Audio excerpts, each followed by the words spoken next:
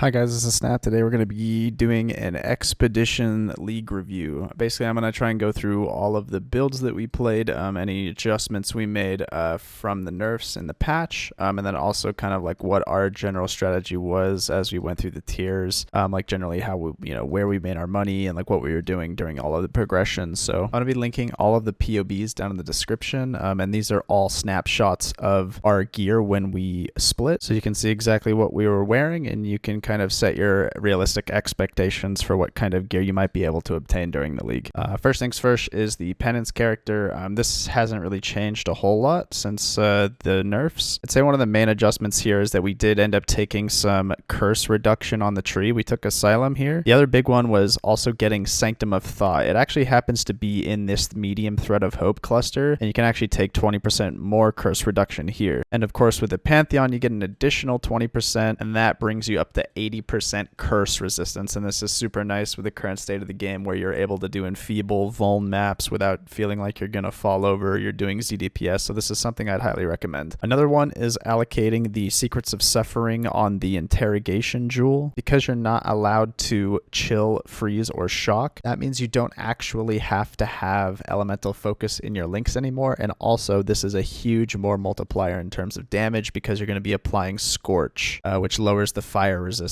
of nearby enemies. And because you don't actually need to allocate elemental focus or put elemental focus in your gem links here, you can actually replace the gem here with one of the DPS multipliers. You can use Awakened Added Lightning or Power Charge on crit. They're both pretty good options. Gear, pretty straightforward. Incandescent Heart, 2 Call of the Brotherhoods, 2 Nebuluses, and of course the mandatory item Southbound. The rares here are just simply to get some ES and cap res. There's really no damage here. It should be pretty straightforward. But yeah, these are some of the adjustments we made to the Penance brand character. Another choice you can actually do for the carry this league is Spark. I think after the Swift brand nerfs, Spark became a little bit more attractive. Before, Penance was just kind of like king, but the Swift brand kind of nerf hurts a lot. I think there might be an argument to be able to run Spark now. The DPS is actually quite high on that. However, I will say Spark is complete garbage without Nebulous, and if we do see a nerf to Nebulous next league, Spark might be out the window as well. Alright, we're going to be moving on to the Orabot. I made some pretty major adjustments this league. I didn't really put this in my original Expedition video, so I'm going to try and go over everything I did here. The main change to the build is that I chose to use these March of the Legion boots, and these are pretty OP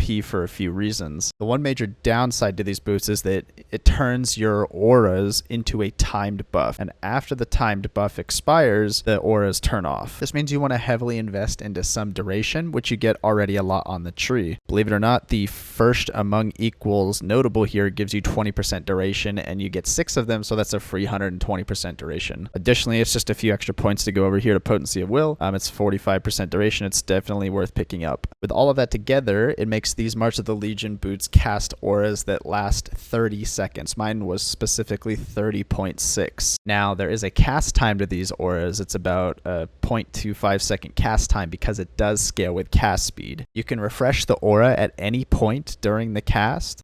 So anytime the aura is active in those 30 seconds, all you can do is press it again and it'll refresh those auras back to 30 seconds. However, you need to be extremely careful not to input any actions while you're casting because you can cancel this with a move command. And if you do cancel it with a move command, the auras will turn off and you'll have to recast them again. However, the big upside to these boots is that you don't actually need to have the permanent reservation for these auras. So what I did here in my boots, you can see I linked Zealotry, Hatred, Wrath, Generosity all in my boots, and those are some pretty big reservation auras here. So basically I was casting in sequence Wrath, Hatred, Zealotry, and I only need to reserve them for 0.5 seconds before I cast the next one, and then I'm good to go. Basically, this means your build can cost peanuts. The only thing that were worth any amount of money on my build was obviously the 2 voices, and then the clusters, of course, and then all you need is a Shavs and a Prism Guardian. That's it. As you can see, I don't have an enchant on my Alpha's Hell. I don't even have Champion of the Cause on my Anoint. You don't even need to anoint that. So I just allocated ES instead. You don't even need to put an RMR Meek here. You don't even need the extra RMR from the Might of the Meek. On top of that, I only have a singular one RMR jewel, which is a Conqueror efficiency, and that's the only RMR jewels I have on the entire build. I also don't have any Enlightens, and I'm basically running every single useful aura, as well as 3 DPS auras. I think with a tiny bit more investment, you could easily fit in an Aspect. You could also fit in a max level Vitality if you wanted. We were just using the sockets to level gems. As you can see here, I have Ice Traps leveling. You might be wondering why I have 5 passive cluster jewels, and for those of you who didn't play on the league start, there was actually a bug where 6 passive cluster jewels could not drop, and this unfortunately meant that I had to roll all of my cluster jewels on 5 passives because 6 passives literally didn't exist. And soon after I finished all of these clusters, they fixed the bug, and I just kind of decided like I CBA making these jewels again, so I just stuck with the 5 passives and it worked out just fine. But you should definitely be getting 6 passive cluster jewels if you can. One of the other big things here I changed on the build is I decided to equip a Cyclopean Coil. The Cyclopean Coil just makes you immune to Ignite and Shock, which is pretty nice because you're wearing Sign of the Sin Eater, which makes it so you eat all of the ailments from all of your allies. And since they changed the flask to no longer give you immunity to those, I think putting on Cyclopean Coil so you don't get dumpstered by huge shocks and ignites, this is a pretty good belt to wear. And it's super easy to balance your strength and dex. You can use these 30 nodes here, take however many you need to get over strength, and then you should be good to go. I also put on these Triumvirate Authorities. You can wear rare rings with ES if you'd like, but I think that the uptime and the duration on Vol Grace and Vol Discipline, this just made sense. Other than that, yeah, I mean, the build is just literally a Shavs, Prism Guardian, and the cluster jewels. Everything else is 1 chaos, so it's very, very, very, very, very cheap, and it's all because of these boots. So I'd highly recommend, if you can push the buttons, it's really not that bad. 30-second long auras, and your aura bot is extremely cheap. We're gonna move on to the Cursebot here. The Cursebot, this was like turbo scuffed. All of the gear is 1C. Like all of this stuff is so garbage, but that's okay. You know, spending the minimum amount to get your builds going and then running all the content is probably what you want to do, right? The one thing I will say here is that the Dewedre's Tress is super OP. You can put the totems on left click. You can run all your curses. The one thing our Cursebot did decide to do is use Heretics and then put the defensive curses on Blasphemy. The reason is he just wanted the really defensive curses, the Temp Chains, the Enfeeble, that kind of stuff in the helmet, and that would provide a defensive layer. He didn't want to rely on having to cast the totems, because if there's any amount of lag or we go into an alpha and the server's rubber banding, he always wants the defensive curses up, although you could put them in the chest early on if you wanted to. Another thing you can do here is obviously replace the rings with replica Dewedre's. The rares on the builder, of course, just capping out res and giving you a substantial amount of ES. Other than that, you can just get any garbage large 8 passive clusters and socket the jewels here. Also, voices work as well, but if you want to make your build cost 2 chaos, then, you know, just get any 8 passive large cluster and throw the mediums in here for curse effect. The discbot really hasn't changed too much. There is one adjustment we made here. Because the damage of the overall party comp took a pretty big nerf, we decided to put on Eye of Malice. Basically, this makes it so if you're cursing the enemy to negative fire and cold res, it will increase that negative res by 50%. So let's say you're cursing to negative 100% cold and fire. This helmet will make it so they now have a negative 150% cold and fire. So it's a pretty substantial DPS increase. Before, this wasn't super necessary because damage was at an all-time high, but I think after the nerfs you kind of feel that the single target on like Kosas and Omni a little bit, and so the Eye of Malice is definitely something you want to squeeze into your build if you can. Other than that, the discbot should look pretty familiar here. All you do is path to the larges on the outside of the tree, and then get medium clusters with Stalwart Commander everywhere, and then you want to get enough Sublime Form and Uncompromisings to be able to fit in the auras, and then you can get Replenishing Stalwart for any of the extra cluster jewels. You can also use Perkle's Toe if you'd want. It's not super mandatory, it's just a little bit of a damage increase. And then obviously Aegis Aurora, because you have so much armor, whenever you block, you get a lot of ES back. Super good defensive shield here. If it's something you haven't tried, I highly recommend it. The Strength Stacker, nothing really changed here. This build is literally identical to what it has been in the past. Once again, the Strength Stacker does have the Kingmaker for the rarity, the culling, and the multi. Super strong item. And then also Cyclopean Coil does make you immune to shock.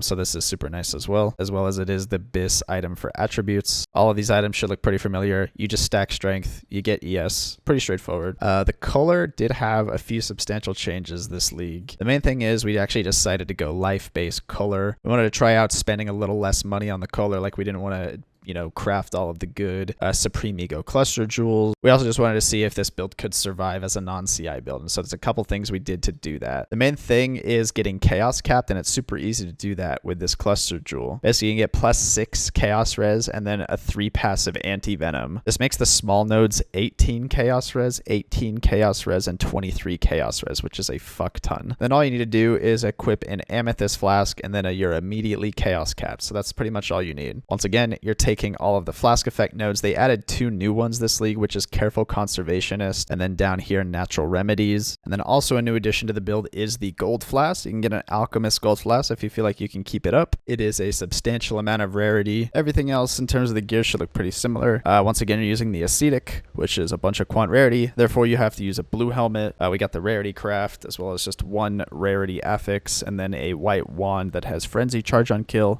This is probably the best source of frenzy charges. That's the most consistent. On top of that, you can get the overcharge node to give your party some amount of power, frenzy, and endurance charge generation. It's super nice quality of life. We did end up getting a 2 passive Discerning Taste Elegant Hubris. So we took 1 here, which was the Totemic Zeal nodes, turned into Discerning Taste, and then we actually anointed the other one. So we got a total of 80 rarity from this Elegant Hubris. Super nice. The other big thing here is that in Kinetic Bolt, when you're life-based, you can use the super OP support gem life gain on hit.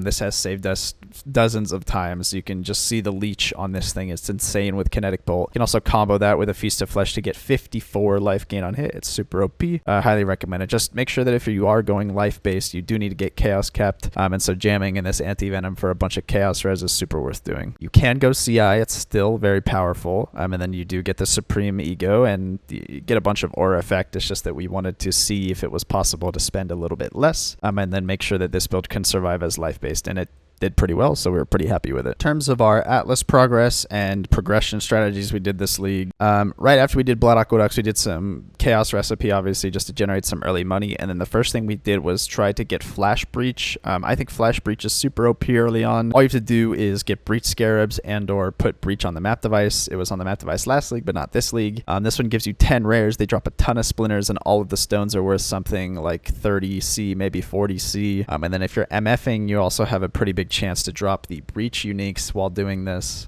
We actually found the old Natul shield as well as the Zoth amulet just randomly MFing in here. And then we were constantly selling the stones for 30, 40C. It's a pretty good early out and go, low investment, money making method you can do early on. And then when we're just farming this over and over and over and over again for a day or two while the other team members are completing the Atlas so we can get Awakener bonus. The Awakener bonus is the most important thing you get before you start doing endgame juicing. The 27% effective modifiers is just insane, and it is something you absolutely do need to get before you start hard investing juicing into your maps. After our team completed all the Awakener bonus, we shortly moved on to T7 ports. So that's 1 stone in Valdo's Rest. The thing you have to do when you're starting out, you're going to have to socket 4 stones in here, and therefore you have all of your sextants active, and then once you activate the map, you have to take 3 of them out, therefore you can drop T7 ports again. The other thing you can do this league is port is one of 2 natural T7s, the other one being Desert Spring. And so any T7 map you can horizon into port with either 1 horizon if it's a Desert Spring or up to 2 if it's any other map.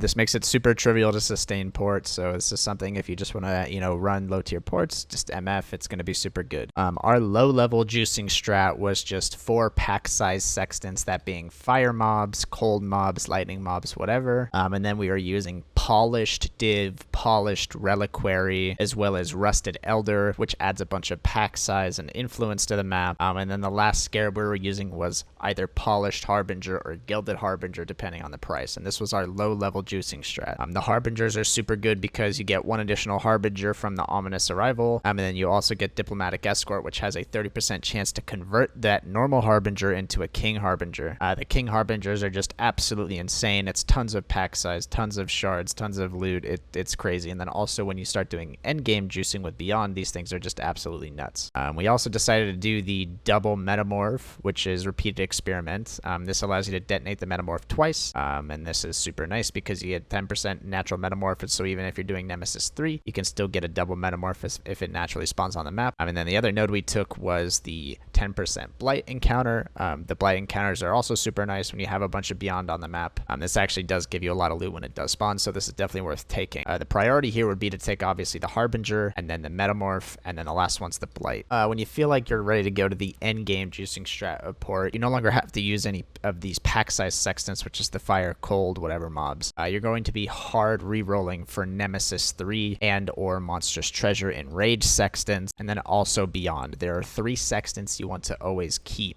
Basically, you want to set up a sextant block, and the way you do that is you just get any 3 of these Watchstones that have any pack size sextants. So you get lightning, cold, fire, and then you put your 4th Watchstone that you want to roll here. And then what you do is you take your awakened sextants and you spam here as much as you can, and you re-roll for the good mods. This is the Enraged Sextant. You also want to keep Beyond, and you also want to keep Nemesis 3. It's very important when you get all 3 of those sextants that you also have 3 very specific Watchstones in your region. That being Misinformation, giving 30% effective mods, as well as 2 Restless Cycles with effective mods. When you're hard re-rolling for Beyond and Nemesis 3 like this, it's very, very important that you get the maximum amount of effective mods possible, because that turbo juices the Beyond, which leads to a lot more mobs, which leads to a lot more rares, which leads to the crazy loot explosions that you see while we're mapping. The other thing here is that you always want to make sure if you're doing this endgame strat where you're re-rolling your sextants for the proper ones, that you're also putting Alva on every single map. This adds a substantial amount of monsters as well as rares beyond everything, so you can farm Alvas in your off time. What we decided to do here was favorite Shore being a red map and Mesa being a yellow map. Therefore, we could farm red and yellow Alva missions respectively. It's very important that you get Watchstones here. They are titanium Watchstones that have an increased chance for the master mission you receive to be Alva. There is a better region to do this in Lexajoris where you can get this 10% extra chance to get Alva. However, we already had the stones rolled in Lex Proxima. We didn't want to buy and roll a new set of Watchstones because those can be quite expensive. I didn't feel it was worth to get these stones in Lexajoris for the extra 10%. If you are going to favorite some maps here in Lexajoris, 2 I would recommend is maybe Foundry. It's not super short, but it is a complete straight line to the boss, and it's not phase, so this is something you can consider. And then also Dunes. Those are probably going to be your 2 best bets. The only problem with Dunes is that the boss does phase. It takes like 2 seconds, though. It's not a huge deal. In terms of the League Mechanic Expedition itself, Expedition was kind of a joke. It's actually just so fucking shit. You should definitely skip Expeditions unless you're doing an endgame Beyond juicing strat. The Expedition mobs do spawn Beyond, which then spawns Nemesis mobs, which then spawns currency, so that's something worth doing if you're doing the absolute endgame strat. However, you should be skipping Expedition in every single other circumstance. It's completely worthless. Also, the currencies are just completely worthless as well. You can pick up the reroll currencies, that's worth a little bit, but other than that, you should just ignore everything else. It's kind of a standard league if you think about it. Yeah, I think that goes over basically what we're doing in Expedition League. We are now done playing in a group. We've split out everybody. Everybody's taken their split. If you guys do have any questions, anything like that, I'll be happy to help you out. If you guys need, just leave them in the comments, and I hope to see you guys next league when Reddit cries about Orobots again and they get nerfed, but we'll still be making just as much money as before. Bye.